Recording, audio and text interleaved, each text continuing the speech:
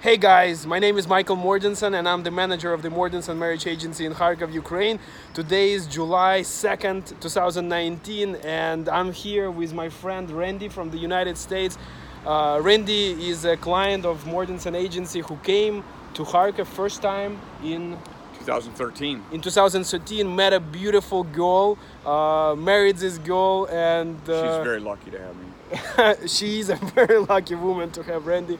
Randy, tell me something about your experience since Sofia moved to United States. What's it like to be married to a Ukrainian girl? Um, I guess there's so many different things, and some of them are fun. We have a lot of fun with this. One of the things I always advise to give somebody, it's great to marry a Ukrainian girl. They're very traditional, but remember also that, a Ukrainian woman is very dedicated to the relationship. That's one thing I like about our marriage is that with American women, it always just felt like it was so fragile. Where Sofia wants to be interlocked into the relationship, and that took a little bit of time for me to get used to the fact that she wanted to be a part of everything and to work on everything and to have a role in the relationship, whatever that role may be. And to know that and to feel important in a relationship, and that's a great thing is that when you develop that bond, it's different than anything I've had before. I can say that.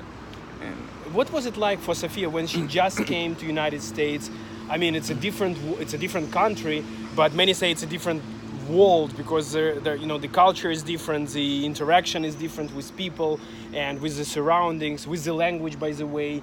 What was the main challenges that she had? What was the issues you felt she was going through? I bet Sophia spoke English, but I think one of the biggest barriers for her was the English and the slang. But she made friends very quickly, and that changed. Other than that, I don't think Sophia had any problems adapting. She did really well. I had a lot of friends. They welcomed her. She was so different in our city. She didn't have a driver's license, and people got together. We got at our wedding, which was shortly after, and they bought Sofia a bicycle, one of those ones with the baskets on the front. And everywhere you go in the city, there would be Sofia riding this bicycle like Mary Poppins through the city. And everybody would say, I saw Sofia just riding that bicycle, just like Mary Poppins. And she was just so happy. I mean, it was just a great time. It really was. Randy, you before meeting Sofia and before using our services, you were married to an American woman and you have two boys from the previous marriage. What would be the key differences that you feel that exist between the marriage to a Ukrainian woman and the marriage to an American woman? I guess I guess I can't really say that it has anything to do with Ukrainian. It has to do with the Ukrainian culture, but I think that you'll find this in American women. It wasn't. Is that Sofia is very much about preparing. I have a stepdaughter, Amalia, preparing her for life.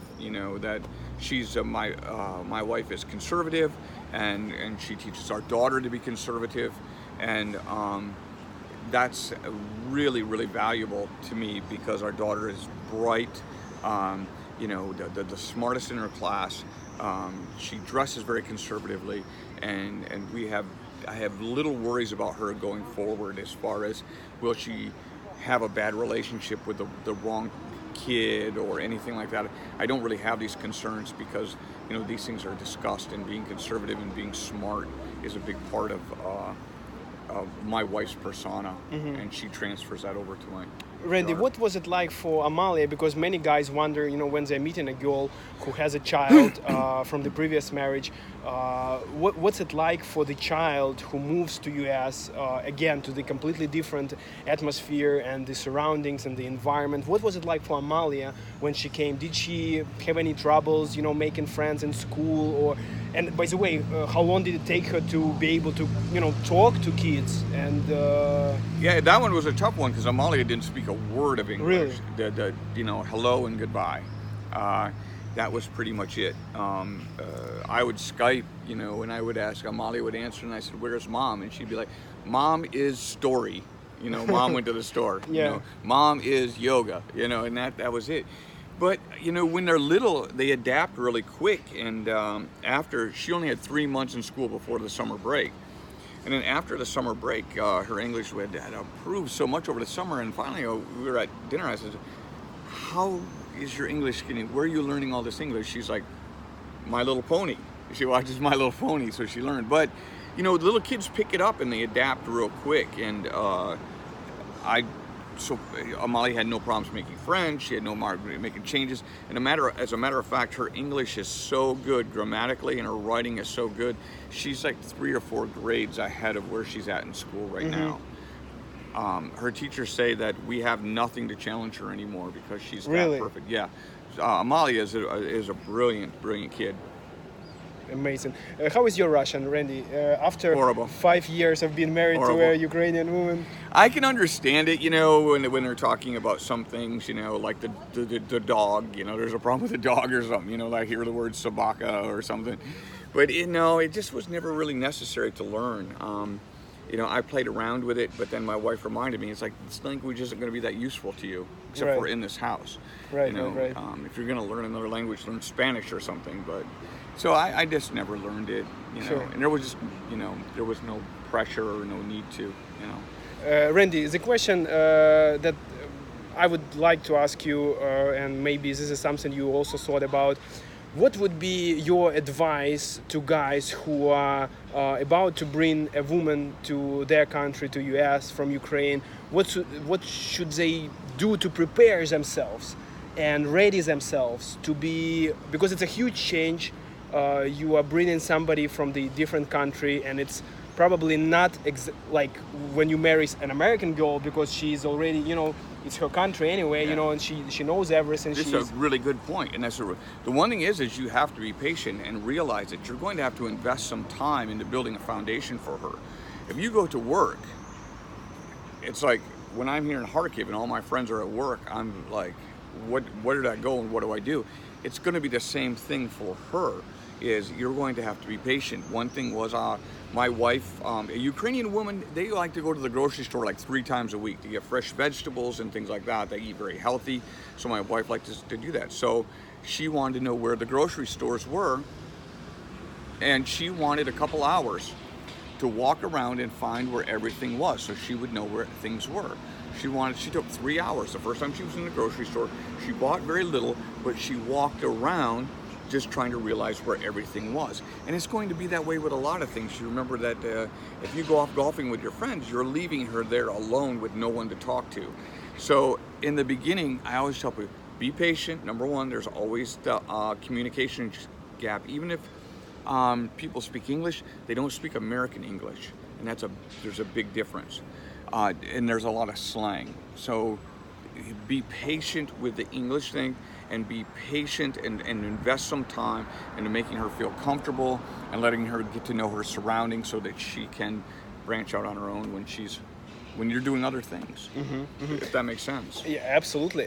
Randy, one question that guys often ask me is my thoughts on age difference in the couple, and I personally say that the number doesn't matter that much, really, because 2 guys of exact same age can look and sound completely different. They can be completely different people.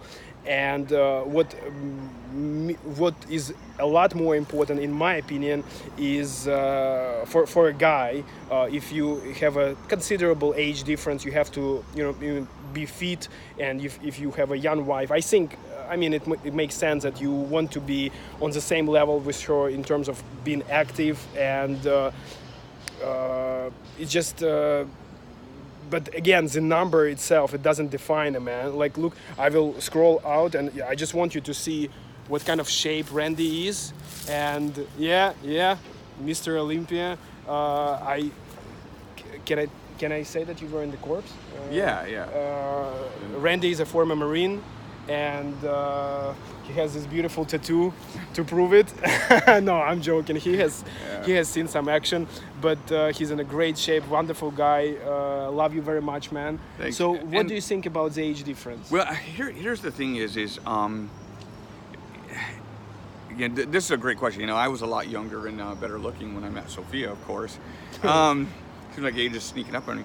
But the thing is, age isn't such a big deal. It's really going to be your mindset. If you're not active and you're not fun and you're not outgoing, someone's not, a woman's not going to find you as attractive. And these are things that you can change. You got to remember that these are choices that you make. So I always tell guys, like, look, you can change this about yourself. All you got to do is just put in a little bit of effort. These things are not permanent things, but yeah, one thing is to realize is that if you see Kharkiv is a beautiful city, you come here, the girl doesn't need to be saved. You know, she doesn't need to go to America to be saved, okay? What she is looking for is a cultural difference with a man that's dedicated to a relationship, and that's the most important thing to the Ukrainian woman, is that she has a man that she can count on, that when he goes to work, she knows that he's going to come home at night and that he loves her. And that's the most important thing.